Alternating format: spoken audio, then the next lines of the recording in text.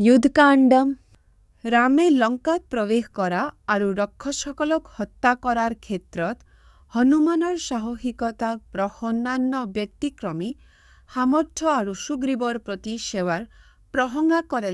হনুমানৰ পৰা বান্দৰবোৰে কেনেকৈ দক্ষিণ পাৰত উপনীত হ'ব পাৰে তাৰ সমাধান বিচাৰি সাগৰ পাৰ হোৱাৰ বিষয়ে তেওঁৰ চিন্তা ভাগ বতৰা কৰে। সুগ্ৰীৱে ৰামক সান্তনা দিয়ে তেওঁৰ দুখ শেষ কৰিবলৈ আৰু যুদ্ধৰ বাবে সাজু হ'বলৈ অনুৰোধ কৰে। তেওঁ ৰামক আশ্বাস দিয়ে যে তেওঁলোকৰ সংযোগ বাহিনীৰ জৰিয়তে তেওঁলোকে লংকা জয় কৰিব, ৰাৱণক পৰাস্ত কৰিব আৰু সীতাক উদ্ধাৰ কৰিব। সুগ্ৰীৱে শক্তি আৰু সাহসৰ গুৰুত্বৰ ওপৰত আৰোপ কৰি সতৰ্কলৈ ক্ষতি আৰু বিফলতা হ'ব পাৰে। ৰামে হনুমানক লংকাৰ প্ৰতিৰক্ষাৰ বিষয়ে বৰ্ণনা কৰিবলৈ কয়, যিটো হনুমানে বিশদভাৱে কৰে। তেওঁ চহৰখনৰ দেৱাল, দুৱাৰ, খাল আৰু প্ৰতিৰক্ষাৰ বাবে ব্যৱহৃত বিভিন্ন ইঞ্জিনৰ বিষয়ে বৰ্ণনা কৰে। হনুমানে লগতে ৰামক কয় যে তেওঁ ইতিমধ্যে দলংবোৰ ভাঙি পেলাইছিল, চহৰখন জ্বলাই দিছিল আৰু ইয়াৰ দেৱালবোৰ নমাই দিছিল। ৰাৱণৰ পৰা সীতাক উদ্ধাৰ কৰিবলৈ সংকল্পবদ্ধ ৰামে তেওঁৰ বান্দৰৰ সৈন্যবাহিনীৰ সৈতে দক্ষিণ দিশলৈ যাত্ৰা আৰম্ভ কৰে। সুগ্ৰীৱ আৰু অন্যান্য শক্তিশালী নেতা সকলৰ নেতৃত্বত বান্দৰবোৰে বিভিন্ন ভাগত যাত্ৰা কৰে। পৃথিৱীখন তেওঁলোকে অপৰিসীম বাহিনীত আৱৰি ৰাখে। যেতিয়া সিহঁতে সাগৰৰ পাৰত ৰামে তেওঁৰ পৃথকে যোৱা পত্নী সীতাৰ বিষয়ে চিন্তা কৰাৰ লগে লগে দুখত আবদ্ধ হৈ পৰে, যাক ৰাক্ষসে তেওঁক স্পৰ্শ কৰিবলৈ কয় যাতে তেওঁ তাইৰ উপস্থিতি অনুভৱ কৰিব পাৰে আৰু পুনৰ সুখী হ'ব পাৰে। ৰামৰ দুখ তীব্ৰ হয়, কিন্তু তেওঁ আশা কৰে যে এদিন সীতাৰ সৈতে পুনৰ মিলিত হ'ব আৰু তেওঁৰ দুখ দূৰ কৰিব। হনুমানৰ লংকা আক্ৰমণৰ বিষয়ে জানিব পাৰি ৰাক্ষস ৰজাই তেওঁৰ পৰামৰ্শদাতাসকলক সম্বোধন কৰে। তেওঁ ৰামৰ পৰা চহৰখন আৰু ইয়াৰ লোকসকলক কেনেদৰে সুৰক্ষিত কৰিব লাগে সেই বিষয়ে তেওঁলোকৰ পৰামৰ্শ বিচাৰে, যি এক বৃহৎ সৈন্যবাহিনীৰ সৈতে আহি আছে। ৰজাই পৰামৰ্শদাতাসকলক তেওঁলোকৰ গুণাগুণৰ ওপৰত ভিত্তি কৰি তিনিটা আদেশত বিভক্ত কৰাৰ প্ৰস্তাৱ দিয়ে। ৰজাৰ নেতৃত্বত ৰাক্ষসসকলে ৰামৰ সৈতে জড়িত হয়। তেওঁলোকে অহংকাৰ কৰি অতীতৰ বিজয় আৰু বিজয়ৰ কথা স্মৰণ কৰে, যাৰ ভিতৰত আছে মৃত্যুৰ দেৱতাক পৰাস্ত কৰা, আৰু লোকে ইন্দ্ৰজিৎ ৰামক হত্যা কৰাৰ দায়িত্ব দিয়ে, কিয়নো তেওঁলোকে বিশ্বাস কৰে যে তেওঁলোকৰ নিজৰ মহান কৰ্মৰ তুলনাত এই দুৰ্যোগ নগণ্য। ইয়াত তালফুছ শব্দৰ পাঠটোৰ সাৰাংশ দিয়া হৈছে: প্ৰহস্তা, দুৰ্মুখ, বজ্ৰদাস্ত্ৰ, নিকুম্ভা আৰু বজ্ৰহাণুৰ দৰে ৰাৱণৰ সেনাপতিসকলে হনুমান আৰু ৰাম বজ্ৰদাস্ত্ৰ, নিকুম্ভা আৰু বজ্ৰহাণুৰ দৰে ৰাৱণৰ সেনাপতিসকলে হৈ অকল্পনীয়ভাৱে ৰামক শান্তলৈ ৰাৱণৰ সেনাপতিসকলে ৰামক আক্ৰমণ কৰিবলৈ সাজু হয়, কিন্তু বিভীষণে হস্তক্ষেপ কৰি তেওঁলোকক সতৰ্ক আৰু শক্তিশালী শত্ৰুক আক্ৰমণ কৰাটো অজ্ঞেয়। তেওঁ ইয়াৰ পৰিৱৰ্তে মীমাংসাৰ পৰামৰ্শ দিয়ে, লংকা আৰু ইয়াৰ বাসিন্দাসকলৰ ধ্বংস পৰিহাৰ কৰিবলৈ ৰাৱণক সীতাৰামৰ ওচৰলৈ ঘূৰাই দিবলৈ অনুৰোধ কৰে। ৰাৱণে তেওঁৰ কোঠালৈ উভতি যায় আৰু ৰাৱণৰ ভাতৃ বিভীষণে তেওঁৰ ৰাজপ্ৰসাদত প্ৰৱেশ কৰে আৰু অশুভ লক্ষণবোৰ আঁতৰাবলৈ সীতাক ৰাঘৱৰ ওচৰলৈ ঘূৰাই দিবলৈ পৰামৰ্শ দিয়ে। অৱশ্যে ৰাৱণে এই পৰামৰ্শ প্ৰত্যাখ্যান কৰে, বিশ্বাস কৰে যে তেওঁ যুদ্ধত ৰাঘৱক পৰাস্ত কৰিব পাৰে। তেওঁ সত্যভাৱে কথা কোৱা বিভীষণক নাকচ কৰে আৰু সীতাক বন্দী কৰি ৰখাৰ নিজৰ পৰিকল্পনা অব্যাহত ৰাখে। সীতাৰ প্ৰতি আসক্তি চালিত হৈ ৰাৱণে তেওঁৰ শত্ৰুৰ বিৰুদ্ধে যুদ্ধ ঘোষণা কৰে আৰু সকলো ৰাক্ষসক লংকাত একত্ৰিত হ'বলৈ আহ্বান জনায়।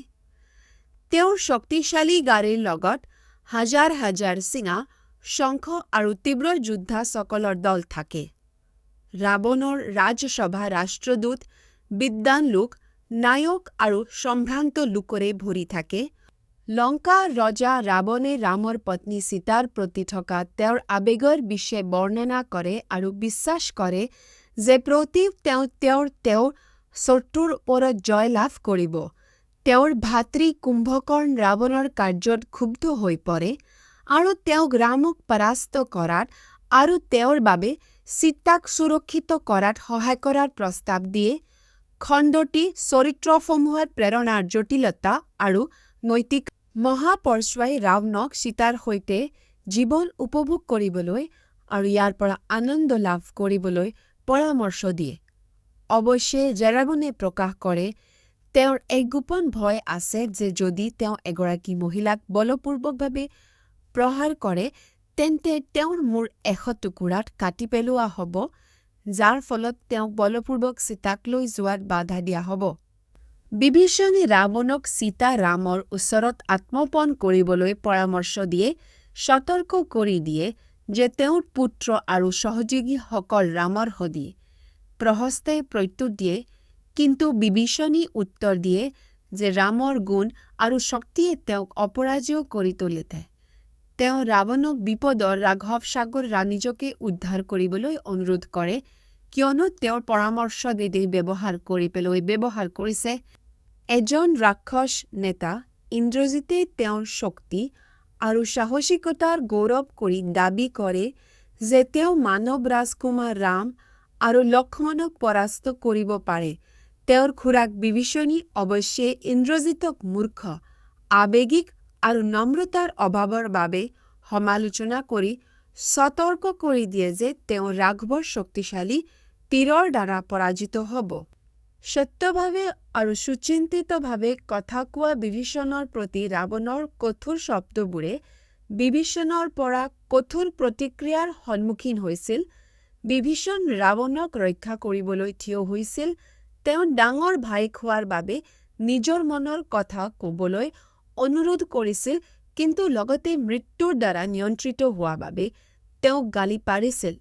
বিভীষণ অৱশেষত ৰাৱণক চহৰখন আৰু ৰাৱণৰ ভাতৃ বিভীষণ ৪জন পৰিচাৰকৰ সৈতে সুগ্ৰীৱৰ দৰবাৰত উপস্থিত হয়।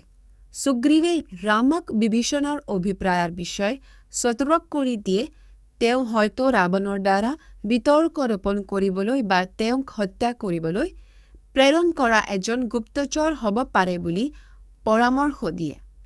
অৱশ্যে হনুমানে বিভীষণক ৰাম আৰু সুগ্ৰীৱে তেওঁৰ ভাতৃ ৰাৱণৰ পৰা দলত্যাগ কৰা ৰাক্ষস বিভীষণক বিশ্বাস কৰিব নে হত্যা কৰিব সেই বিষয়ে আলোচনা কৰে। ৰামে শাস্ত্ৰ আৰু এটা পবিত্ৰোক্তি দিয়ে যে আশ্ৰয় বিচৰা শত্ৰুক সুৰক্ষিত কৰিব লাগে। আনহাতে সুগ্ৰীৱে তেওঁক সম্ভাৱ্য ভাবুকি হিচাপে হত্যা কৰাৰ পোষকতা কৰে। অৱশেষত ৰামে ৰাৱণৰ ভাতৃ বিভীষণে ৰাৱণৰ প্ৰতি আনুগত্য কৰে আৰু ৰামৰ ওচৰত আশ্ৰয় বিচাৰে। তেওঁ ৰাৱণৰ শক্তি আৰু দুৰ্বলতাৰ বিষয়ে বৰ্ণনা কৰে, কিন্তু ৰামে তেওঁক বধ কৰাৰ প্ৰতিশ্ৰুতি দিয়ে। বিভীষণক ৰামৰ দ্বাৰা ৰাক্ষসৰ ৰজা হিচাপে অভিষিক্ত কৰা হয়, যিয়ে সাগৰ পাৰ হৈ লংকালৈ যোৱাৰ বাবেও তেওঁৰ পৰামৰ্শ বিচাৰে। বিভীষণৰ পৰামৰ্শ অনুসৰি ৰাৱণে শুক নামৰ এজন দূতক সুগ্ৰীৱৰ ওচৰলৈ পঠিয়াইছিল, যিয়ে তেওঁক বান্দৰ সৈন্যবাহিনীৰ আগমনৰ বিষয়ে অৱগত কৰিছিল। অৱশ্যে যেতিয়া শুকাক বান্দৰবোৰে তেওঁক চোৰাংচোৱা বুলি তেন্তে ৰামক হত্যা কৰি ধৰে, তেতিয়া ৰামে হস্তক্ষেপ কৰে আৰু তেওঁলোকক মুকলি কৰি দিবলৈ নিৰ্দেশ দিয়ে। সমুদ্ৰতীৰত শুই থকা ৰামে এক প্ৰত্যাহ্বান হিচাপে সাগৰ নিষ্কাশন কৰাৰ সিদ্ধান্ত লয়। তেওঁ সাগৰৰ অহংকাৰী আৰু হৈ পৰে আৰু তেওঁৰ তীব্ৰ তীৰ মুকলি কৰি দিয়ে, যাৰ ফলত সাগৰত বৃহৎ ঢৌ আৰু বিশৃংখলতাৰ সৃষ্টি হয়। লক্ষ্মণে হস্তক্ষেপ কৰে, ৰামৰ ধনু লৈ যায় আৰু তেওঁক তেওঁৰ লক্ষ্যকলে অধিক যোগ্য উপায় বিচাৰিবলৈ পৰামৰ্শ। ৰামে নিজৰ ধনু টানি সাগৰ শুকাই যোৱাৰ ভাবুকি দিয়া এটা তীৰ মুকলি কৰে। মহাসাগৰ বৰুণ ওলাই আহে আৰু ৰামক এটা সমাধান প্ৰদান কৰে। বান্দৰবোৰে সংদৰে কৰা জাৰ্ফবানৰ নলয় এই প্ৰচেষ্টাৰ নেতৃত্ব দিয়ে আৰু 100 যোজন দীঘল এটা সুন্দৰবোৰে সংগ্ৰহ নিৰ্মাণ কৰে, যাৰ ফলত ৰামৰ সৈন্যই পাৰ হ'ব পাৰে। লক্ষ্মণৰ ভাতৃয়ে অন্ধকাৰ বতাহ, কম্পমান পৰ্বত আৰু ৰক্তৰঙা ডাৱৰকে ধৰি ধ্বংস আৰু বিশৃংখলতাৰ পূৰ্বানুমান কৰা লক্ষণসমূহ দেখে। ৰামে নিজৰ ধনুৰে সজ্জিত হৈ শক্তিশালী বান্দৰৰ সহায়ত লংকা আক্ৰমণ কৰাৰ সিদ্ধান্ত লয়, যিসকলে নিজৰ শত্ৰুৰ বিৰুদ্ধে যুঁজিবলৈ দৃঢ় সংকল্পবদ্ধ। চন্দ্ৰ দেখা যায় কিন্তু স্পষ্টভাৱে উজ্জ্বল নহয়। বান্দৰৰ নেতৃত্বত ৰাম আৰু তেওঁৰ সৈন্য বাহিনীয়ে সীতাক উদ্ধাৰ কৰিবলৈ লংকাৰ ওচৰলৈ যায়। ৰাক্ষসৰ ৰজা ৰাৱণে ৰামৰ দূত সুকালৈ হাঁহি দিয়ে, যিয়ে তেওঁক সীতাৰ ওচৰত আত্মসমৰ্পণ কৰিবলৈ বা যুদ্ধৰ শক্তিৰ বিষয়ে ৰাৱণে নিজৰ শক্তি বিচাৰে। তেওঁ নিজৰ শক্তিশালী ধনু আৰু তীৰ ব্যৱহাৰ কৰি যুদ্ধত ৰামক পৰাস্ত। ৰাৱণে তেওঁৰ পৰামৰ্শদাতা শুকা আৰু চাৰণক ছদ্মবেশত ৰামৰ সেনাৰ ওপৰত পঠিয়াইছিল। অৱশ্যে বিভীষণৰ দ্বাৰা তেওঁলোকক আৱিষ্কাৰ কৰা হয় আৰু বন্দী কৰা হয়। ৰামে তেওঁলোকৰ প্ৰকৃত পৰিচয় জানিব পাৰি তেওঁলোকক মুকলি কৰি দিয়ে আৰু ৰাৱণৰ বাবে এটা বাৰ্তা লৈ লংকালৈ উভতি যাবলৈ আদেশ দিয়ে, সীতাৰ আত্মসমৰ্পণ কৰক। ৰজা ৰাৱণে চাৰণক বান্দৰ সেনাৰ নেতাসকলৰ বিষয়ে প্ৰশ্ন কৰে, যিসকল হ'ল নীলা, অংগদ, হনুমান, নালা, শ্বেতা, কুমুদচন্দা, ৰামভা, সৰভা, পনাকা, বিতযোদ্ধা, কৃথান আৰু গভায়া। প্ৰতিজন নেতাজনক তেওঁলোক অনন্য ৰূপ আৰু সামৰ্থ্যৰে বৰ্ণনা কৰা হৈছে আৰু তেওঁলোক গ্ৰন্থখনত লংকাৰ বিৰুদ্ধে হোৱা যুদ্ধত ৰামক সহায় কৰা বিভিন্ন নেতা আৰু যোদ্ধা নাম বৰ্ণনা কৰা হৈছে। বান্দৰ ৰজা হাৰাই লাখ লাখ বান্দৰৰ সৈতে এই আক্ৰমণৰ নেতৃত্ব দি আছে। অন্যান্য উল্লেখযোগ্য নেতাসকলৰ ভিতৰত আগটাই জাম্বৱন এজন তীব্ৰ যোদ্ধা, ৰামভা এজন জ্ঞানী আৰু শক্তিশালী। শুকাই ৰাৱণৰ সৈন্যবাহিনীৰ বিষয়ে বৰ্ণনা কৰে, য'ত বান্দৰ আৰু অন্যান্য যোদ্ধাসকলে ৰামৰ বিৰুদ্ধে যুদ্ধৰ বাবে প্ৰস্তুতি চলায়। বান্দৰ হনুমান বিশেষভাৱে তেওঁৰ শক্তি আৰু নিষ্ঠুৰতাৰ বাবে বিখ্যাত। বান্দৰৰ নেতা সুগ্ৰীবকো সেনাৰ অংশ বুলি উল্লেখ কৰা হৈছে। শুকাই ৰাৱণক এই দুৰ্দান্ত শক্তিৰ বিৰুদ্ধে যুদ্ধৰ বাবে ৰাৱণে তেওঁৰ পৰামৰ্শদাতা শুকা আৰু চাৰণক ৰামক প্ৰশংসা কৰাৰ বাবে গালি পাৰে। তেওঁলোকক নিজৰ প্ৰশিক্ষণ পাহৰি যোৱা অপৰাধী বুলি কয়। তাৰ পিছত তেওঁ ৰামৰ বাহিনীৰ বিষয়ে তেওঁলোকক অত্যাচাৰ মাতি আনি ৰামৰ প্ৰচেষ্টাৰ বিষয়ে চোৰাংচোৱা সংগ্ৰহ কৰিবলৈ আৰু ৰাৱণক খবৰ দিবলৈ চোৰাংচোৱা প্ৰেৰণ কৰা হয়। লগতে উপকূলীয় পৰ্বতৰ ওচৰৰ বান্দৰবোৰেও তেওঁক ইয়াত চালদচা শব্দৰ পাঠটোৰ সাৰাংশ দিয়া হৈছে। ৰাৱণৰ চোৰাংচোৱা চাৰ্দুলাই তেওঁক চুৱেলা পৰ্বতত অৱস্থিত ৰামৰ সেনাবাহিনীৰ বিষয়ে অৱগত কৰে, য'ত জাম্বৱন, হনুমান আৰু অংগদকে ধৰি বিভিন্ন শক্তিশালী বান্দৰৰ বিষয়ে বৰ্ণনা কৰা হয়। ৰাৱণে সীতাৰ ওপৰত আক্ৰমণ বা মুক্তিপণৰ আলোচনাৰ নিৰ্দেশ দি প্ৰতিক্ৰিয়া প্ৰকাশ কৰে। ৰাক্ষসৰ ৰজা ৰাৱণে ৰামৰ সৈন্যবাহিনী সুভেলা পৰ্বতৰ ওচৰলৈ অহাৰ খবৰ পোৱাৰ পিছত তেওঁৰ মন্ত্ৰীসকলৰ সৈতে আলোচনা কৰে। তাৰ পিছত তেওঁ ৰামৰ মূৰ আৰু ধনুৰ এক ভ্ৰম সৃষ্টি কৰিবলৈ বিভ্ৰমৰ মুৰব্বী বিদুজীবাক মাতি আনে, যাক তেওঁ সীতাক তেওঁৰ স্বামীক যুদ্ধত হত্যা কৰা হৈছে বুলি বিশ্বাস কৰিবলৈ প্ৰতাৰণা কৰিবলৈ ব্যৱহাৰ কৰে। সীতাই ৰামৰ মৃত্যুত শোক প্ৰকাশ কৰে, পৰিত্যক্ত আৰু দুখ অনুভৱ কৰে। তাই কইকেয়ীক তেওঁৰ মৃত্যুত তেওঁৰ ভূমিকাৰ বাবে দোষাৰোপ কৰে আৰু তেওঁৰ স্বামীক হেৰুওৱাত শোক প্ৰকাশ কৰে, যি তেওঁৰ ৰক্ষক আৰু সঙ্গী আছিল। ইফালে ৰাৱণক পৰিস্থিতিৰ বিষয়ে অৱগত কৰা হয় আৰু লংকাৰ উপৰিবলৈ তেওঁৰ বাহিনীক মাতি অনাৰ সিদ্ধান্ত লয়। ৰাক্ষসী আৰু সীতাৰ বন্ধু সৰামে ৰাৱণৰ প্ৰস্থানৰ পিছত তেওঁক সান্তনা দিয়ে। সৰামে সীতাক কয় যে ৰামে বান্দৰৰ বাহকৰ সৈতে সাগৰ পাৰ কৰিছে আৰু দক্ষিণ পাৰত শিবিৰ পাতি আছে। তেওঁ সীতাক আশ্বাস দিয়ে যে ৰামে অতি সোনকালেই ৰাৱণক পৰাস্ত কৰি তেওঁক উদ্ধাৰ কৰিব।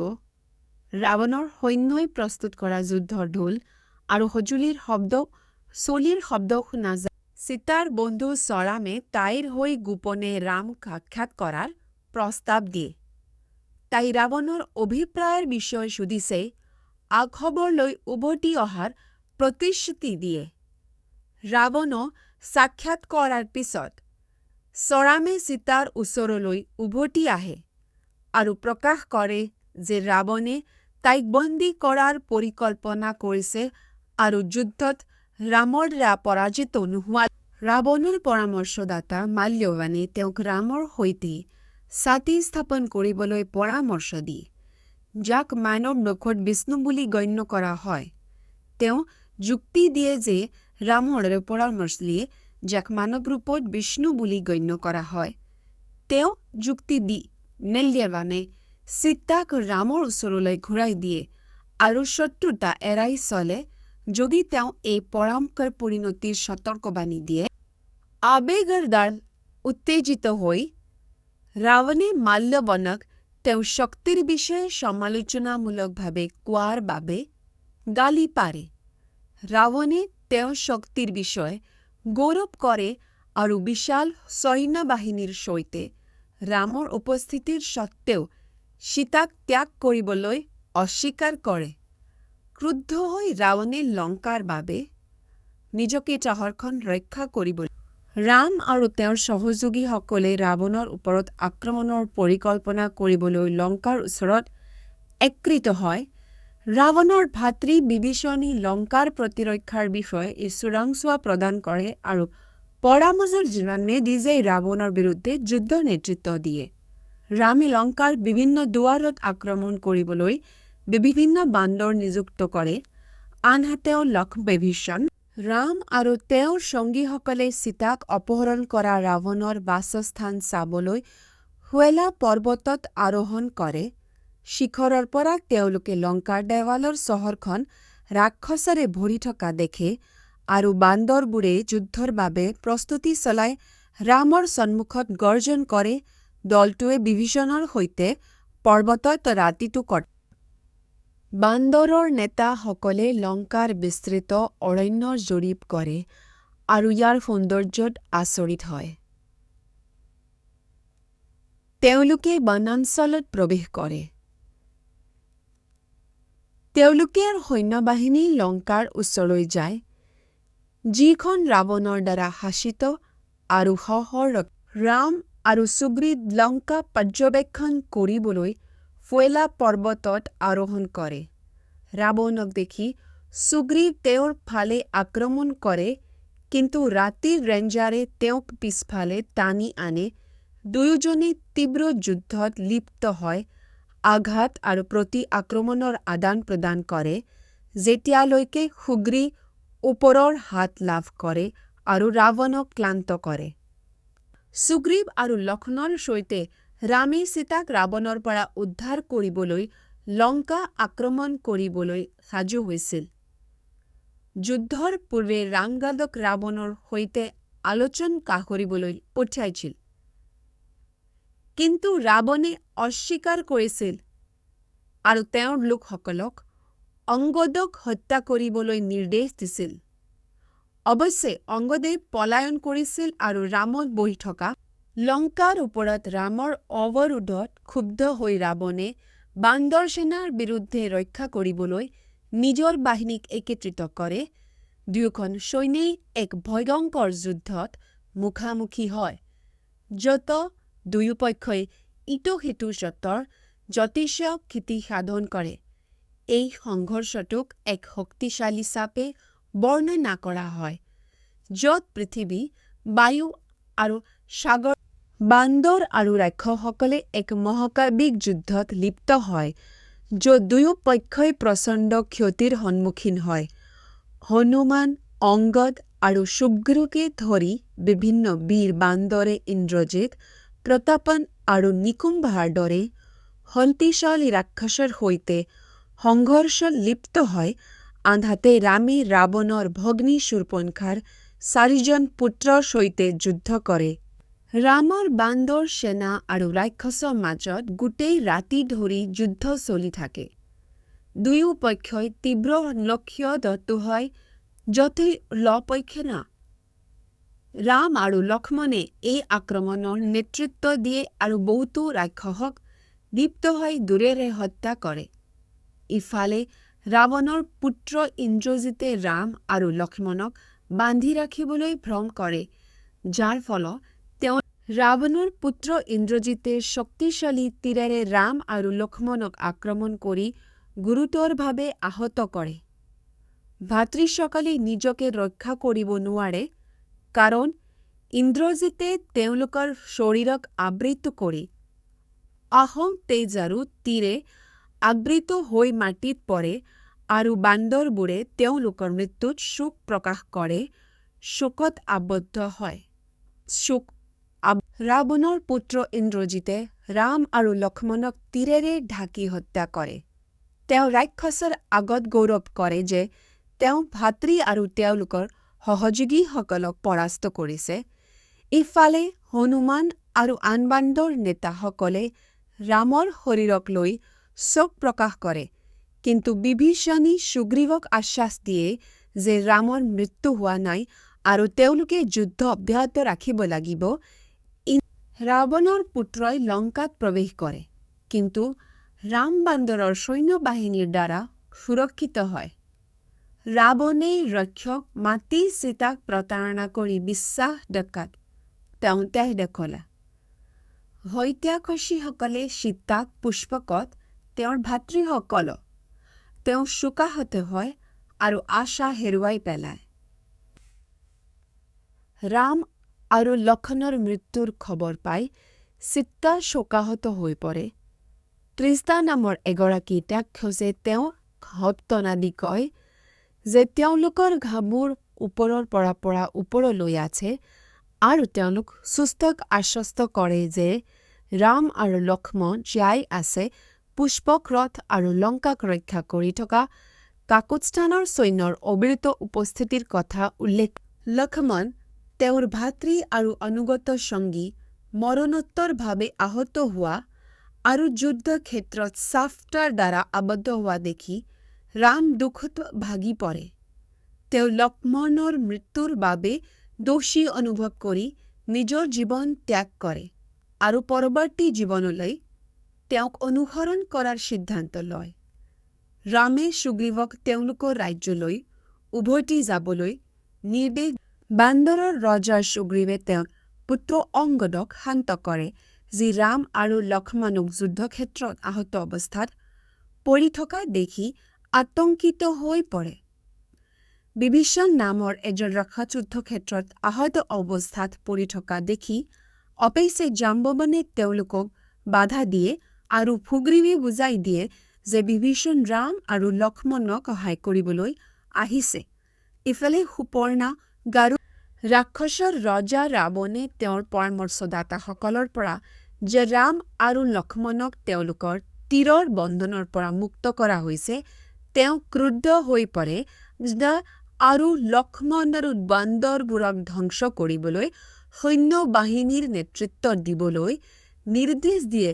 ৰাক্ষসসকলে বিভিন্ন যুদ্ধৰ সঁজুলিৰে বাহাল হয়, কিন্তু অশুভ সংকেত আৰু লক্ষণৰ সন্মুখীন হয় যিয়ে ইয়াত 10 শব্দৰ এক সংক্ষিপ্ত সাৰাংশ দিয়া হৈছে। ধুমৰাক্ষে ৰাক্ষস আক্ৰমণৰ নেতৃত্ব দিয়াৰ লগে লগে বান্দৰ আৰু ৰাক্ষসৰ মাজত যুদ্ধ তীব্ৰতৰ হৈ পৰে। বায়ু দেৱতাৰ পুত্ৰ হনুমানে এককভাৱে ধুম্ৰক্ষক পৰ্বতৰ শিখৰেৰে পৰাস্ত কৰি হত্যা কৰে। জীয়াই থকা ৰাক্ষসসকলে বিশৃংখল অৱস্থাত পানকা ৰাৱণে তেওঁৰ শক্তিশালী ৰাক্ষস বজ্ৰধনক ৰাম আৰু বান্দৰবোৰক আক্ৰমণ কৰিবলৈ নিৰ্দেশ দিয়ে। বজ্ৰদানশ্ৰই দক্ষিণ প্ৰৱেশদ্বাৰৰ পৰা পতাকা আৰু বেনাৰেৰে অলংকৃত ৰাক্ষসাই এক বিশাল সৈন্যবাহিনীক নেতৃত্ব দিয়ে। এজন শক্তিশালী ৰাক্ষস বজ্ৰদানশ্ৰই বান্দৰ সৈন্যবাহিনীক ধ্বংস কৰে, কিন্তু অৱশেষত বালিৰ পুত্ৰ অংগদেৰ দ্বাৰা নিহত হয়। যুদ্ধ তীব্ৰ আৰু বিশৃংখল হয়। অংগদে বিজয়ী হোৱাৰ পূৰ্বে দুয়ো পক্ষই যথেষ্ট ক্ষতিৰ সন্মুখীন হয় আৰু নিজৰ তীক্ষ্ণ তৰোৱালেৰে বজ্ৰদানষ্ট্ৰক হত্যা কৰে। আকম্পনৰ নেতৃত্বত ৰাৱণৰ শক্তিশালী ৰাক্ষসসকলে ৰাৱণৰ হৈ যুদ্ধ কৰিবলৈ বান্দৰ সেনাৰ ফালে য'তেৰে যুদ্ধখন তীব্ৰ আৰু তীব্ৰ, য'ত দুয়ো পক্ষই যথেষ্ট ক্ষতিৰ সন্মুখীন হয়। আকম্পন যদিও প্ৰথমতে অশুভল লক্ষত মইন্দা আৰু অন্যান্য বীৰ বান্দৰৰ হাতত পৰে, যিয়ে ৰাক্ষস সৈন্যৰ ওপৰত বৃহৎ গণহত্যা সংঘটিত। শক্তিশালী ৰাক্ষস আকম্পনে হনুমান আৰু তেওঁৰ বান্দৰ সৈন্যবাহিনীক কাঁড়ৰ বৰষুণে অৱশ্যে হনুমানে ক্ৰোধ আৰু গৌৰৱেৰে উত্তেজিত হৈ আকম্পনক আক্ৰমণ কৰিবলৈ পাহাৰ আৰু গছ উপৰে দুয়োজনে এক ভয়ংকৰ যুদ্ধত লিপ্ত হয়। ৰাৱণে প্ৰহস্তক ৰাম আৰু বান্দৰ সেনাৰ বিৰুদ্ধে যুদ্ধত ৰাক্ষসসকলক নেতৃত্ব দিবলৈ নিৰ্দেশ দিয়ে। বিজয়ৰ বাবে আগ্ৰহী প্ৰহস্তে সন্মত হয় আৰু তেওঁৰ পৰামৰ্শদাতাৰ সৈতে আৰু ধূলি কোলাহল আৰু বিশৃংখলতাৰ ডাৱেৰে আগুৰি থকা এক বৃহৎ সংখ্যক যোদ্ধাৰ সৈতে যাত্ৰা আৰম্ভ কৰে। দুয়োটা সৈন্যই সংঘৰ্ষৰ স্থিতি। ৰক্ষসেনাপতি প্ৰহস্তই নীলাৰ নেতৃত্বত বান্দৰ সৈন্যবাহিনীক আক্ৰমণ কৰে। এক ভয়ংকৰ যুদ্ধ আৰম্ভ হয়, য'ত দুয়ো পক্ষই যথেষ্ট ক্ষতিৰ সন্মুখীন হয়। প্ৰহস্তক অৱশেষত তৰোৱাৰে হত্যা কৰা হয় আৰু তেওঁৰ মৃত্যুৰ ফলত ৰাক্ষসসকল পিছুৱাই যায়। ৰাক্ষস ৰাম আৰু লক্ষ্মণৰ বাহিনীৰ হাতত তেওঁৰ সেনাপতি প্ৰহস্তৰ মৃত্যুত ক্ৰুদ্ধ হয়। তেওঁ এটা জ্বলন্ত বাহনত উঠি ৰামৰ মুখামুখি হ'বলৈ ওলাই যায়, যি তেওঁক পৰাস্ত কৰিবলৈ সংকল্পবদ্ধ।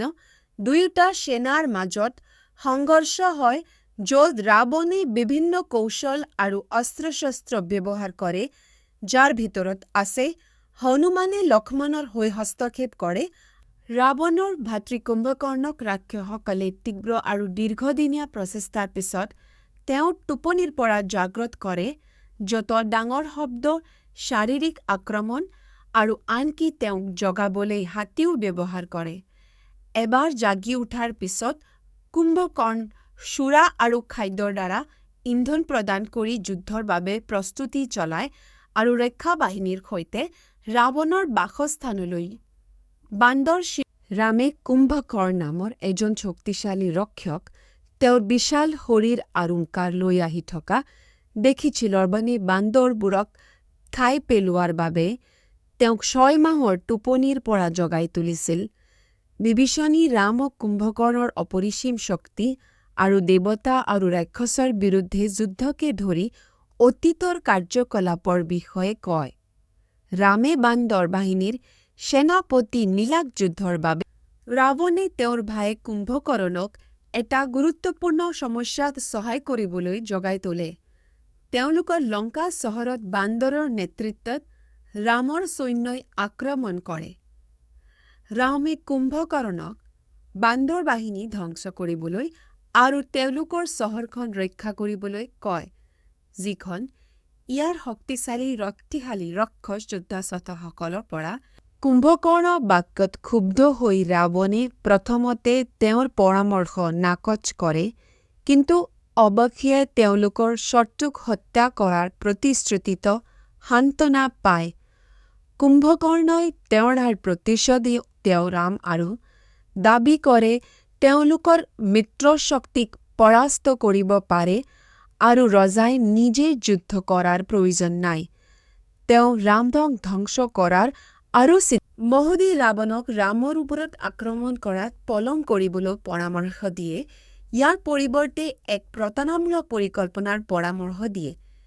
তেওঁ কথা ঘোষণা কৰিবলৈ পৰামৰ্শ দিয়ে যে কুম্ভকৰ্ণকে ধৰি 5জন ৰাক্ষস ৰামৰ সৈতে যুদ্ধ কৰিবলৈ আগবাঢ়ি আহিছে আৰু তাৰ পিছত তেওঁক হত্যা কৰা বুলি দাবী কৰি উভতি আহিছে। ইফালে সীতা উপহাৰে শান্ত হ'ব আৰু অৱশেষত ৰামৰ কুম্ভকৰ্ণ নামৰ এজন শক্তিশালী ৰক্ষক ৰাৱণে ৰাম আৰু তেওঁৰ বাহিনীৰ বিৰুদ্ধে যুঁজিবলৈ জাগ্ৰত কৰে। কুম্ভকৰ্ণই অস্ত্ৰ-শস্ত্ৰ আৰু অলংকাৰ পৰিধান কৰে, এক ভয়ংকৰ ৰূপ ধাৰণ কৰে আৰু বান্দৰবোৰৰ সৈতে যুঁজিবলৈ ৰাক্ষসৰ সৈন্যবাহিনীৰ সৈতে যাত্ৰা কৰে। অশুভ লক্ষণ দেখা পোৱাৰ স্বত্তেও তেওঁ আগলৈ চাজ কৰে। জোৰেৰে কুম্ভকৰ্ণ নামৰ এক বিশাল ৰাক্ষসে চহৰখনত প্ৰৱেশ কৰে আৰু বান্দৰবোৰক পলায়ন কৰিবলৈ পঠিয়াই দিয়ে। বান্দৰ ৰজাৰ পুত্ৰ অংগদে তেওঁলোকক যুঁজিবলৈ একত্ৰ কৰি কয় যে তেওঁলোকে হয় কুম্ভকৰ্ণক পৰাস্ত কৰিব লাগিব, নতুবা সন্মানেৰে মৰিব লাগিব। প্ৰাৰম্ভিক ভয় থকা স্বত্তেও বান্দৰবোৰে অংগদৰ ভাষণৰ পিছত দৃঢ়ভাৱে থিয় হয় যুদ্ধত কুম্ভকৰ্ণৰ মুখামুখি। সুগ্ৰীৱ আৰু হনুমান নেতৃত্বত বান্দৰ সৈন্যই ৰাৱণৰ শক্তিশালী ভাতৃ কুম্ভকৰ্ণৰ সৈতে তীব্ৰ যুদ্ধত লিপ্ত হয়। আহত হোৱাৰ পিছতো কুম্ভকৰ্ণই বান্দৰ আৰু ৰাক্ষসে তীব্ৰ যুদ্ধত লিপ্ত হয়। আহত হোৱাৰ পিছতো কুম্ভকৰ্ণই বান্দৰ মাৰু ৰাক্ষসবোৰ তীৰ নিক্ষেপ কৰে, কিন্তু ইয়াৰ প্ৰভাৱ কম। অৱশেষত ৰাক্ষসৰ ৰজা ৰাৱণে ৰামৰ হাতত তেওঁৰ ভায়েক কুম্ভকৰ্ণৰ মৃত্যুৰ কথা জানিব পাৰে। শোকত অভিভূত হৈ তেওঁ মূৰ্ছিত হৈ পৰে আৰু তেওঁ ভায়েকৰ মৃত্যুত শোক কৰিবলৈ পুনৰুজ্জীৱিত হৈ ৰামক হত্যা কৰি প্ৰতিশোধ লোৱাৰ প্ৰতিশ্ৰুতি দিয়ে। তেওঁ উপলব্ধি কৰে যে কুম্ভকৰ্ণ অবিহনে তেওঁ ইন্দ্ৰক জয় কৰিব নোৱাৰে আৰু আগতে ৰাক্ষসৰ ৰজা ৰাৱণ আৰু তেওঁৰ পুত্ৰসকলে ত্ৰিশেষ আৰু মহাপৰ্বতৰ নেতৃত্বত ৰামৰ বান্দৰ সেনাৰ সৈতে যুদ্ধত লিপ্ত হয়। এই যুঁজ তীব্ৰ আৰু দুয়োপক্ষই যথেষ্ট ক্ষতিৰ সন্মুখীন হয়। নাৰান্তক নামৰ এজন শক্তিশালী ৰাক্ষসক বালিৰ পুত্ৰ অংগদে হত্যা কৰে। ত্ৰিকাৰসকলক হনুমানে হত্যা কৰে আৰু দেৱন্তক নীলাৰ হাতত পৰে। ৰাৱণৰ পুত্ৰ আতিকায়ে লক্ষ্মণৰ সৈতে এক ভয়ংকৰ যুদ্ধত লিপ্ত হয়।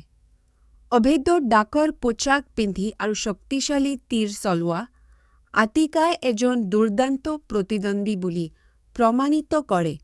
অৱশ্যে বায়ু দেৱতাৰ নিৰ্দেশনাত লক্ষ্মণে ব্ৰহ্মাস্ত্ৰ ব্যৱহাৰ কৰি আতিকায়ৰ ডাকবিদ্ধ কৰে আৰু তেওঁক আঘাত কৰে। তেওঁলোক নেতা পৰিচিত হোৱাৰ লগে লক্ষ্মণৰ তেওঁৰ ভায়েক ইন্দ্ৰজিৎ আৰু অন্যান্য ৰাক্ষসৰ মৃত্যুৰ কথা শুনি ৰাৱণ চিন্তিত হৈ পৰে। তেওঁ ৰামৰ শক্তি উপলব্ধি কৰে আৰু ৰাজপ্ৰসাদৰ নিৰাপত্তা আৰু তেওঁৰ বাহিনীক সতৰ্ক হৈ থাকিবলৈ আৰু বান্দৰৰ গতিবিধি নিৰীক্ষণ কৰিবলৈ নিৰ্দেশ দিয়ে। ৰাৱণে নিজেই তেওঁৰ হৃদয়ত ক্ৰোধৰ তীক্ষ্ণতা বহনকাৰী ইংগিত দিয়ে। ৰাৱণৰ পুত্ৰ ইন্দ্ৰজিতে ব্ৰহ্মা অস্ত্ৰটো জুইৰ পৰা লাভ কৰে আৰু ইয়াৰ দ্বাৰা বান্দৰ বাহিনীক আক্ৰমণ কৰে। তেওঁ কেইবাটাও গুৰুত্বপূৰ্ণ বান্দৰক হত্যা কৰে আৰু ৰাম আৰু লক্ষ্মণৰ ওপৰত তীৰ বৰষুণ দিয়ে যিসকলে তেওঁৰ অদৃশ্য শৰীৰ আৰু ঐশ্বৰিক শক্তিৰ বাবে প্ৰতিৰোধ কৰিব নোৱাৰে। বায়ুৰ দেৱতাৰ পুত্ৰ বান্দৰ হনুমানে তেওঁৰ সহকৰ্মীসকলক সুস্থ কৰিবলৈ হিমাৱন পৰ্বতত বনৌষধিৰ সন্ধান কৰে। তেওঁ গছ আৰু হাতীৰ সৈতে পৰ্বতৰ শিখৰটো ওপৰে আৰু ইয়াক লংকালৈ ঘূৰাই লৈ যোৱাৰ লগে লগে ই দৃশ্যমান হয়। বান্দৰবোৰ ঔষধ গোন্ধত সুস্থ হয় আৰু হনুমান ৰামৰ ওচৰলৈ উভতি আহে। সুগ্ৰীৱ আৰু হনুমানৰ নেতৃত্বত বান্দৰবোৰে নিশা লংকাত জুই লগাই অট্টালিকা, ঘৰ আৰু ৰাস্তাবোৰ জ্বলাই দিছিল। ৰাক্ষসসকলে পলাই গৈছিল, কিন্তু সোনকালেই ৰাৱণৰ সৈন্যবাহিনীৰ সৈতে উভতি আহিছিল, যাৰ ভিতৰত আছিল তেওঁৰ পুত্ৰ কুম্ভ আৰু নিকুম্ভা।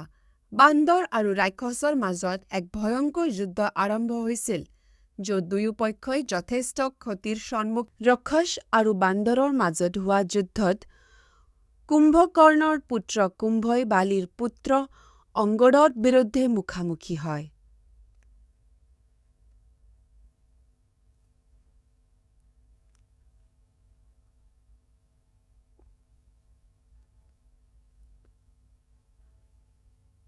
বাৰ্হিকাত্ৰা বানবৰদা হত্যাবান, যাৰ পদাৰৰ ৰজা নিকুম্ভা নামৰ এজন শক্তিশালী ৰাক্ষসে হনুমানক তেওঁৰ লাঠিৰে আক্ৰমণ কৰে। কিন্তু হনুমানে আঘাত আৰু প্ৰতিৰোধ সহ্য কৰে। হনুমানে তেওঁৰ লাঠিৰে ভাঙিলে আৰু তেওঁৰ মূৰটো উলিয়াই ধৰিলে নিকুম্ভক হত্যা কৰা হয়। নিকুম্ভাৰ মৃত্যুৱে বান্দৰ সেনা আৰু ৰাক্ষসৰ মাজত তীব্ৰ যুদ্ধৰ সূচনা কৰে। ৰাৱণে খৰাৰ পুত্ৰ ৰাম আৰু লক্ষ্মণক ধ্বংস কৰিবলৈ এটা সৈন্যবাহিনীৰ নেতৃত্ব দিবলৈ নিৰ্দেশ দিয়ে।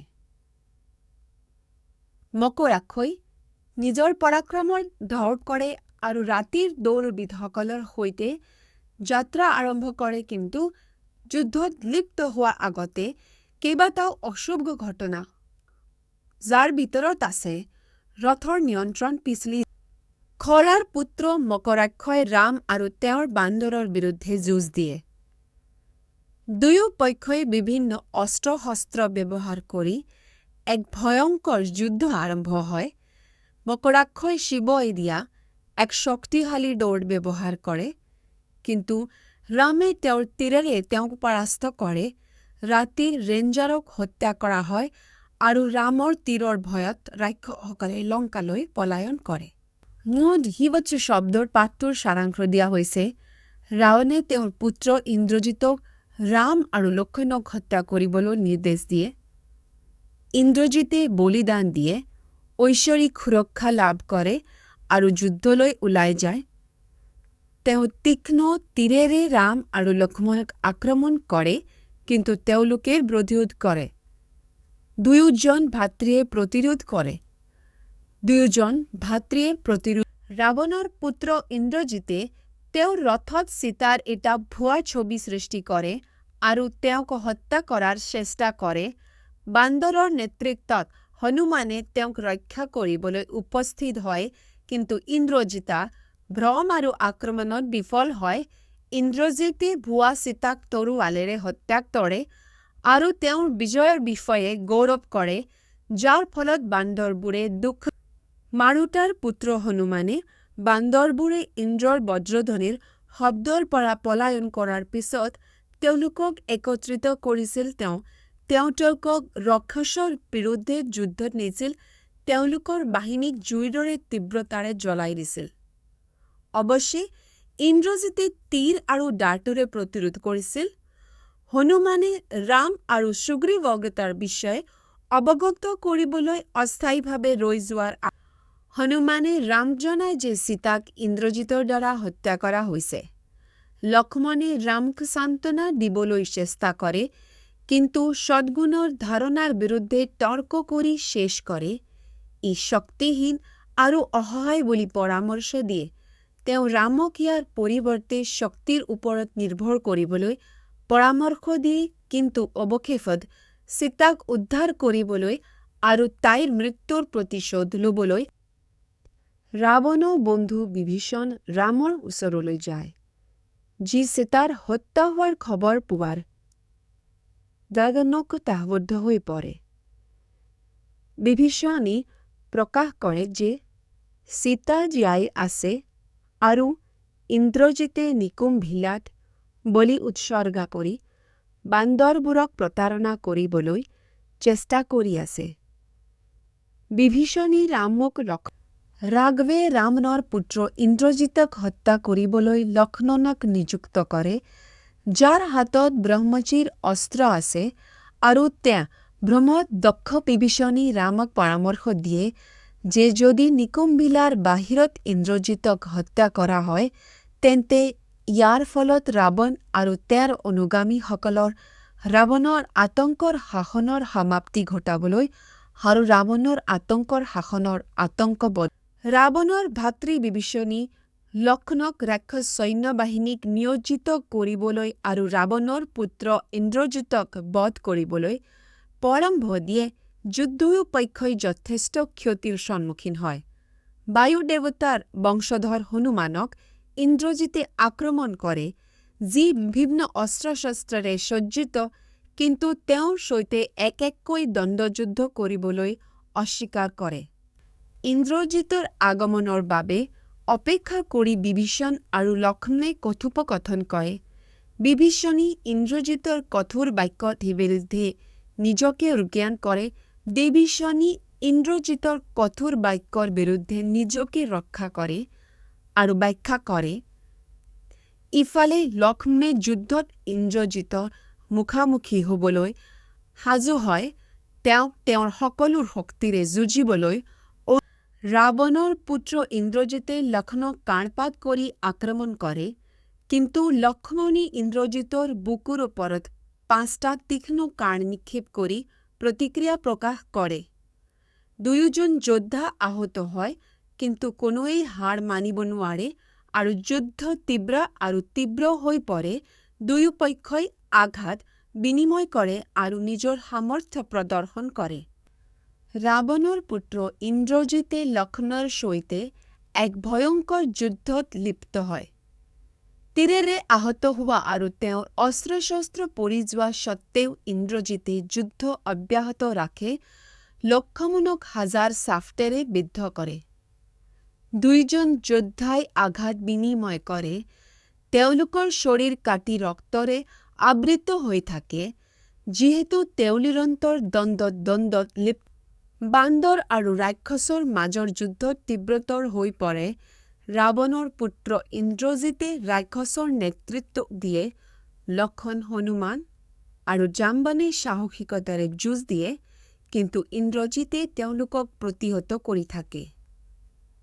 লক্ষ্মণে তেওঁৰ ৰথযাত্ৰী আৰু ঘোঁৰাক হত্যা কৰাৰ পিছত ইন্দ্ৰজিত অৱশেষত পৰাজিত হয় আৰু বান্দৰৰ মুৰব্বীসকলে লক্ষ্মণক শ্ৰদ্ধাঞ্জলি ৰাৱণৰ পুত্ৰ ইন্দ্ৰজিতে অতি জোৰেৰে আৰু নিপুণতাৰে লক্ষ্মণৰ বিৰুদ্ধে যুঁজ দিয়ে, কিন্তু অৱশেষত লক্ষ্মণে এটা শক্তিশালী ঐন্দ্ৰ তীৰ নিক্ষেপ কৰি তেওঁৰ শৰীৰৰ পৰা ইন্দ্ৰজিতৰ মূৰটো বিচ্ছিন্ন কৰি শেষ কৰে। বান্দৰ আৰু তেওঁলোকৰ সহযোগীসকলে বিজয় উদযাপন কৰে, আনহাতে ৰাক্ষসসকলে আতংকত পলায়ন কৰে। দুষ্ট ইন্দ্ৰজিতক হত্যা কৰে। ইয়াত তলবেশপে শব্দৰ পাঠটোৰ সাৰাংশ দিয়া হৈছে।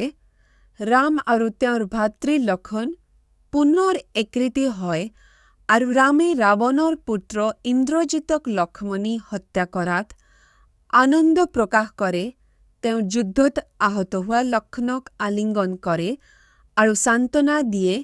লক্ষ্মণৰ আঘাত আৰোগ্য কৰিবলৈ ঔষধ প্ৰদান কৰা হয় আৰু ৰাৱণে তেওঁৰ পুত্ৰ ইন্দ্ৰজিতৰ মৃত্যুৰ কথা শুনি ক্ৰুদ্ধ হৈ পৰে আৰু তেওঁৰ ক্ষতিৰ প্ৰতিশোধ লোৱাৰ প্ৰতিশ্ৰুতি তেওঁ সকলো অধিকাৰ আৰু ন্যায়ৰ বোধ ত্যাগ কৰি সীতা আক্ৰমণ কৰে অৱশ্যে তেওঁৰ অনুগতা চুপাৰচোৱাই হস্তক্ষেপ কৰে ৰাৱণক সীতাৰ পৰিৱৰ্তে ৰামৰ ওপৰত তেওঁ ক্ৰোধ কেন্দ্ৰীভূত কৰিবলৈ পৰামৰ্শে সন্মত হয়। ৰাৱণৰ ৰাক্ষস সৈন্যই ৰামৰ বান্দৰ বাহিনীৰ ওপৰত আক্ৰমণ কৰে।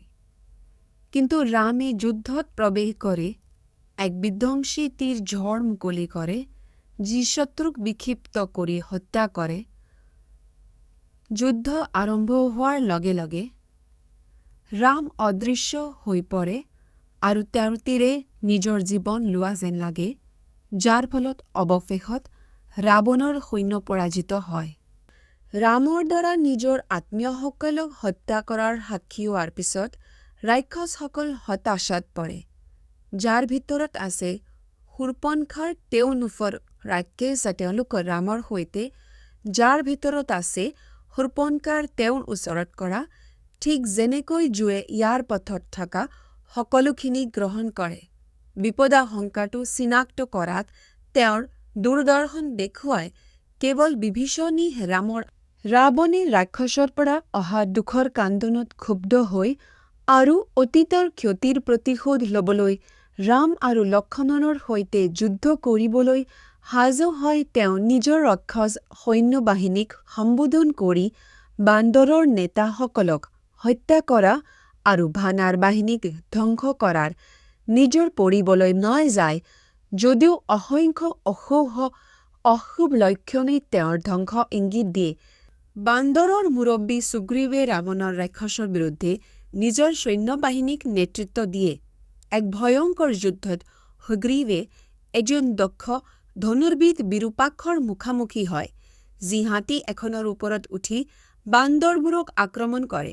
তীব্ৰ দ্বন্দ্বযুদ্ধৰ পিছত সুগ্ৰীৱে অশক্তিশালী মুঠিৰ আঘাতৰ দ্বাৰা বিৰূপাক্ষক পৰাস্ত কৰে, তেওঁক হত্যা কৰে আৰু দুয়োখন সৈন্যবাহিনীক সুগ্ৰীৱৰ নেতৃত্বত বান্দৰ বাহিনীৰ সৈতে হোৱা তীব্ৰ যুদ্ধৰ পিছত ৰাৱণৰ সৈন্য যথেষ্ট হ্ৰাস পায়। ৰাৱণৰ মুখ্য যোদ্ধা মহোদৰী সুমত অৱশেষত বান্দৰ ৰজাৰ খংৰাত পৰে।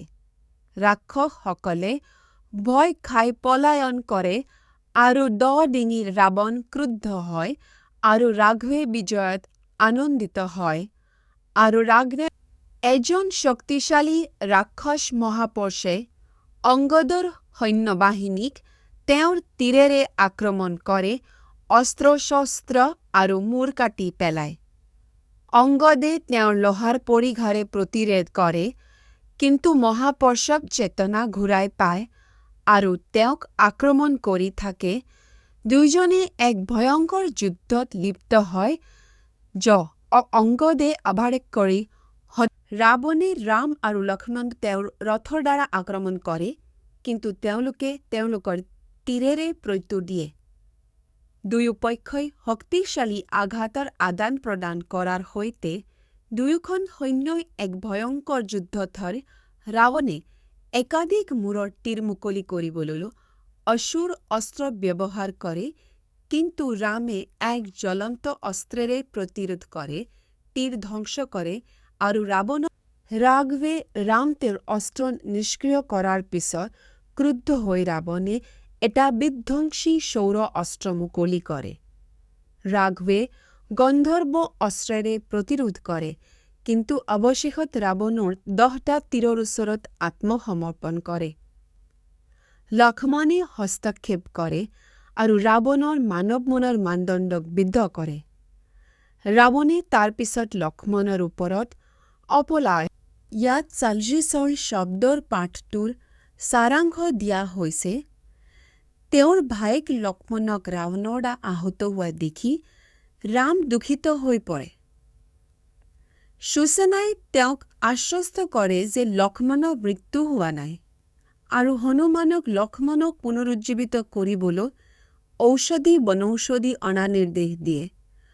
পৰিকল্পনাটো সফল হয় আৰু লক্ষ্মণ সুস্থ হয়। ৰাম আৰু ৰাৱণে তীব্ৰ যুদ্ধত লিপ্ত হয়। দুয়ো পক্ষই শক্তিশালী আঘাতৰ আদান প্ৰদান কৰে। দেৱতা আৰু দেৱীসকলে দুয়োজন নায়কৰ শক্তি দেখি আচৰিত হয়। তেওঁলোকৰ শক্তি একে হয়। ৰামে অৱশেষত ওপৰৰ হাত লাভ কৰে, ৰাৱণৰ ঘোঁৰা আৰু শৰীৰক তীৰেৰে বিদ্ধ কৰে। অৱশেষত তেওঁক পৰাস্ত কৰাৰ আগতে দুৰ্বল কৰি তোলে। ৰামৰ বাক্যত ক্ৰুদ্ধ হৈ ৰাৱণে তেওঁৰ ওপৰত তীৰ বৰষুণ দিছিল, কিন্তু তেওঁক জোকাৰিব নোৱাৰিলে। ৰামে ক্ৰোধত অভিভূত হৈ ৰাৱণক সম্বোধন কৰিছিল, তেওঁৰ মৰ্যাদা অপমান কৰিছিল। ৰামে তাৰ পিছত তীৰ নিক্ষেপ কৰিছিল, ৰাৱণক আঘাত কৰিছিল আৰু তেওঁক বিঘ্নিত কৰিছিল। অৱশেষত তেওঁ ৰথীৰ গাড়ীত যুদ্ধক্ষেত্ৰ এৰি গুচি। ৰাৱণে তেওঁৰ ৰথযাত্ৰীৰ যুদ্ধৰ পৰা আঁতৰি যোৱাৰ সিদ্ধান্তত ক্ষুব্ধ হৈ তেওঁৰ ওপৰত কাৰুবাক্য আৰু উৎকোচ লোৱাৰ অভিযোগ উত্থাপন কৰে। অৱশ্যে ৰথযাত্ৰীয়ে ব্যাখ্যা কৰে যে তেওঁ ৰাৱণৰ সুৰক্ষা আৰু কল্যাণৰ বাবে চিন্তিত হৈ কাম কৰিছিল, কিয়নো তেওঁ ক্লান্ত হৈ পৰিছিল আৰু লক্ষণবোৰ প্ৰতিকূল আছিল। অৱশেষত ৰাৱণে বিশ্বাস কৰে আৰু অগস্ত্যই ৰাৱণক পৰাস্ত কৰিবলৈ ৰামক আদিত্য হৃদয় স্তুতিগীত শিকায়। স্তুতিগীতটোৰ সৃষ্টি, সংৰক্ষণ আৰু ধ্বংসকে ধৰি স্তুতিগীত ৰামক একাগ্ৰতাৰে সূৰ্য পূজা কৰিবলৈ। ৰাম আৰু ৰাৱণে তেওঁলোকৰ ৰথৰ ওচৰ চাপি অহাৰ লগে লগে এক ভয়ংকৰ যুদ্ধত লিপ্ত হয়। ৰাৱণৰ ৰথটোক বিশালতা আৰু আতংকেৰে বৰ্ণনা কৰা হয়, কিন্তু অৱধিকালিয়ে ত্বৰিত কৰি ৰখা হয়। ক্ৰুদ্ধ কিন্তু ধৈৰ্যশীল ৰামে ৰাৱণৰ মুখামুখি হ'বলৈ ইন্দ্ৰধনু আৰু তীৰ তুলি লয়, যিয়ে ৰামক তীৰে আবৃত কৰে। ৰাম আৰু ৰাৱণে নিজৰ সামৰ্থ্য প্ৰদৰ্শন কৰি এক ভয়ংকৰ যুদ্ধত লিপ্ত হয়। দুয়োজনে তীৰ নিক্ষেপ কৰে, যি ইজনে সিজনক আঘাত কৰে, কিন্তু কোনোটোৱেই বিচলিত নহয়। জোৰণে ৰামৰ পেন্নন ভাঙি পেলায়, আনহাতে ৰামে ৰাৱণৰ পতাকাক বিদ্ধ কৰে। যুদ্ধ অব্যাহত থাকে, দুয়োপক্ষই আঘাত। ৰাম আৰু ৰাৱণে তীৰ নিক্ষেপ কৰি আৰু বিভিন্ন অস্ত্ৰ-শস্ত্ৰ ব্যৱহাৰ কৰি তীব্ৰ যুদ্ধত লিপ্ত হয়। একাধিক মূৰ হেৰুওৱাৰ পিছতো ৰাৱণে যুঁজ অব্যাহত ৰাখে, কিন্তু ৰামে অৱশেষত ওপৰৰ হাত লাভ কৰে। তেওঁৰ তীৰ ব্যৱহাৰ কৰি ৰাৱণকলৈকে তেওঁ অৱশেষত তেওঁক পৰাস্ত নকৰে। মাতালী আৰু অগস্ত্যৰ সহায়ত ৰামে ৰাৱণক ধ্বংস কৰিব পৰা এক শক্তিশালী ব্ৰহ্ম অস্ত্ৰ লাভ কৰিছিল। তেওঁ নিজৰ ধনুৰ ওপৰত তীৰ নিক্ষেপ কৰিছিল, যাৰ ফলত জীৱ-জন্তুৰ মাজত ভয়ৰ সৃষ্টি হৈছিল আৰু ৰামৰ ৰথৰ ফুলৰ। বিভীষণে যুদ্ধক্ষেত্ৰত তেওঁৰ ভাতৃ আৰু ৰজা ৰাৱণৰ মৃত্যুত শোক প্ৰকাশ কৰে। তেওঁ তেওঁলোকৰ পৰাজয়ক গৌৰৱ আৰু অহংকাৰৰ বাবে দায়ী কৰে। ৰামে বিভীষণক সান্ত্বনা দিয়ে আৰু ব্যাখ্যা কৰে যে যুদ্ধত এজন ক্ষত্ৰিয়ৰ মৃত্যু শোক কৰিব নালাগে, বৰঞ্চ সাহসৰ কাৰ্য হিচাপে উদযাপন কৰিব লাগে। ৰামে বিভীষণক ৰাৱণৰ আনুষংগিক কাৰ্য সম্পাদন কৰি শোকাহত ৰাক্ষসৰ পত্নীসকলে ৰামৰ হাতত তেওঁৰ মৃত্যুৰ পিছত ৰাৱণৰ শৰীৰলৈ দৌৰি যায়। তেওঁলোকে তেওঁলোকান্দি তেওঁৰ অহংকাৰ আৰু দুৰ্বল সিদ্ধান্ত গ্ৰহণৰ কথা স্মৰণ কৰে, যাৰ ফলত তেওঁৰ পতন হৈছিল। তেওঁলোকে তেওঁলোকৰ প্ৰভুৰ আৰু তেওঁৰ ঘটনা বুলি অভিহিত কৰে, দুৰ্ঘটনা বুলি অভিহিত কৰে। ৰাৱণৰ পত্নী মণ্ডোদৰীয়ে কেৱল এজন নশ্বৰ ৰামৰ হাতত তেওঁৰ মৃত্যুত শোক প্ৰকাশ কৰে। তেওঁ শোক প্ৰকাশ কৰে যে তেওঁৰ শক্তিস্বামী এজন পুৰুষে পৰাস্ত কৰিছিল আৰু এইটো কেনেকৈ হ'ব পাৰে সেই বিষয়ে প্ৰশ্ন কৰে। তেওঁ লগতে ৰাৱণক বেপৰোৱা আৰু কামনাপূৰ্ণ ইচ্ছাত লিপ্ত হোৱাৰ অভিযোগ উত্থাপন কৰে, যাৰ ফলত তেওঁৰ পতন হৈছিল। ৰাৱণৰ অন্ত্যেষ্টিক্ৰিয়াত ৰামে বিভীষণক লংকাৰ ৰজা হিচাপে স্থাপন কৰে, বৈদিক ৰীতি নীতি অনুসৰি তেওঁৰ ওপৰত সাগৰৰ পৰা পানী ছটিয়াই দিয়ে। বান্দৰ নাগৰিকসকলে ৰাম আৰু লক্ষ্মণৰ খাদ্য আৰু ফুলৰ নৈবেদ্য লৈ উদযাপন কৰে। তাৰ পিছত ৰামে হনুমানক সীতাক ৰাৱণৰ ওপৰত তেওঁলোকৰ বিজয় আৰু প্ৰত্যাৱৰ্তনৰ বিষয়ে অৱগত কৰিবলৈ পঠিয়ায়। হনুমানে লংকা চহৰত প্ৰৱেশ কৰে আৰু সীতাক বৃক্ষা বাটিকাত বিচাৰি পায়, যাৰ চাৰিওফালে ৰাক্ষস আছে। তেওঁ জনায় যে ৰামে ৰাৱণক পৰাস্ত কৰিছে আৰু তেওঁ কৰিবলৈ গৈ আছে। সীতা অতি আনন্দিত হয়, কিন্তু সুখৰ বাবে কথা ক'ব নোৱাৰে। হনুমানে তেওঁক অত্যাচাৰ কৰা ৰাক্ষসবোৰক হত্যা কৰাৰ প্ৰস্তাৱ দিয়ে, কিন্তু সীতাই তেওঁলোকক ৰামৰ অনুগত দাস বিভীষণে ৰাৱণৰ বিৰুদ্ধে জয়লাভ কৰাৰ পিছত সীতাক ৰামৰ ওচৰলৈ আনে। অৱশ্যে ৰামে বিভীষণক সীতাক পালকিত লৈ যোৱাৰ পৰিৱৰ্তে খোজ কাঢ়িবলৈ আৰু তেওঁৰ ওচৰলৈ যাবলৈ নিৰ্দেশ দিয়ে।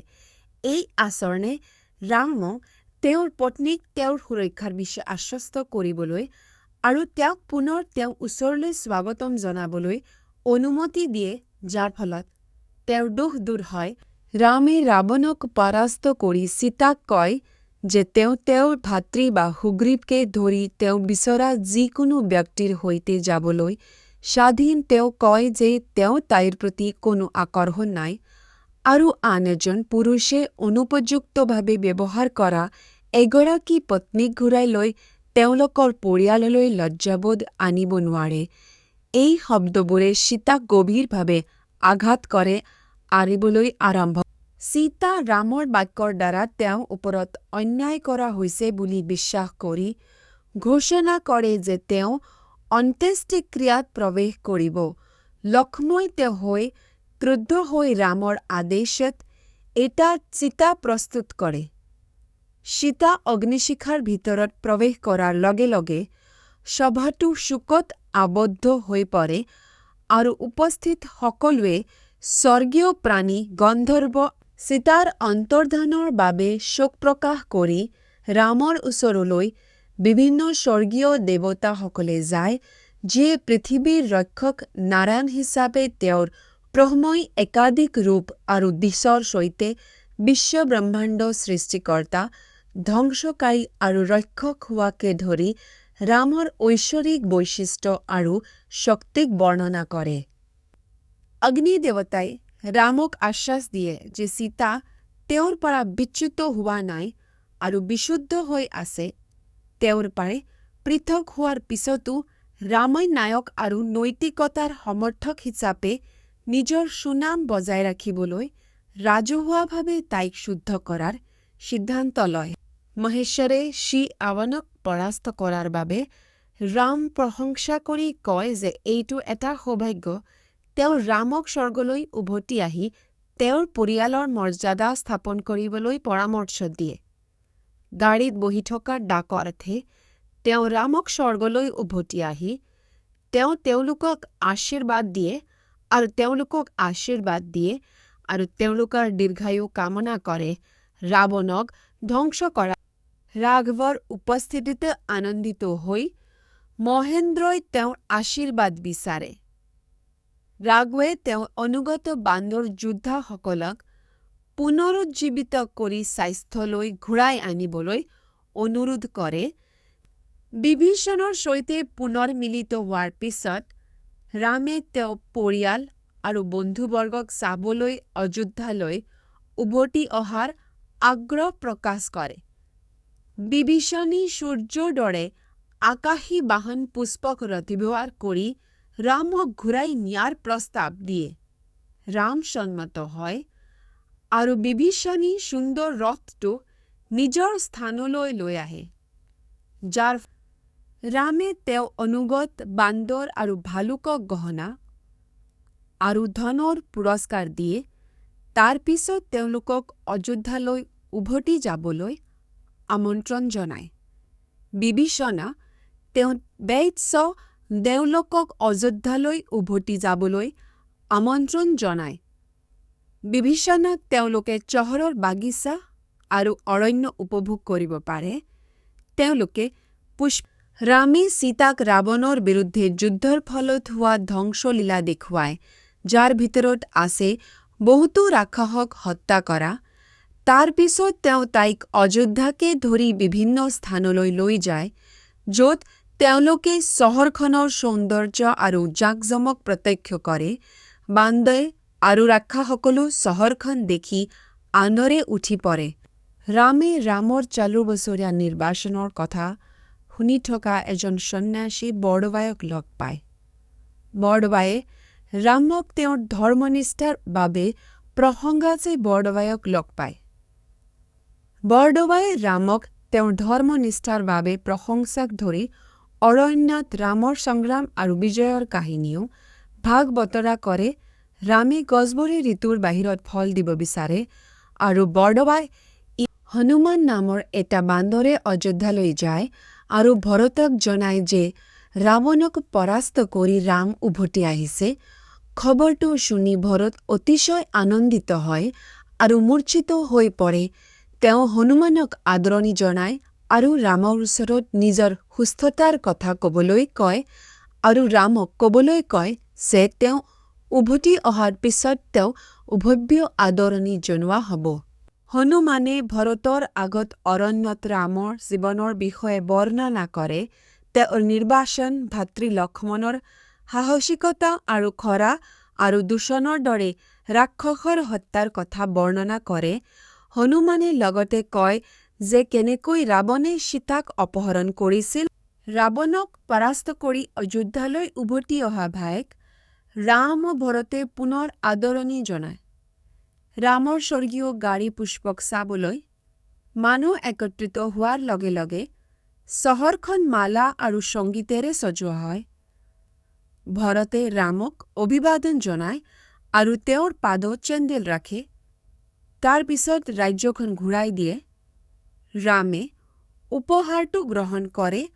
ৰামে তেওঁৰ ভাতৃ ভৰতক ৰাজ্যখন ঘূৰাই দিয়ে। ইয়াৰ অসুবিধাসমূহ তেওঁ সহ্য কৰিব নোৱাৰা বোজা বুলি উল্লেখ কৰি ৰাম ৰজা হিচাপে অধিষ্ঠিত হোৱাৰ দাপোন আৰু উৎসৱৰে বাৰে ভৰি পৰে। ৰামে তেওঁৰ ভাতৃ মিত্ৰ আৰু সুগ্ৰীৱ, হনুমান আৰু অন্যান্য বান্দৰকে ধৰি প্ৰজাসকলক উপহাৰ প্ৰদান কৰে। তেওঁ বহুতো ত্যাগ কৰে আৰু ৪০০০ বছৰ ধৰি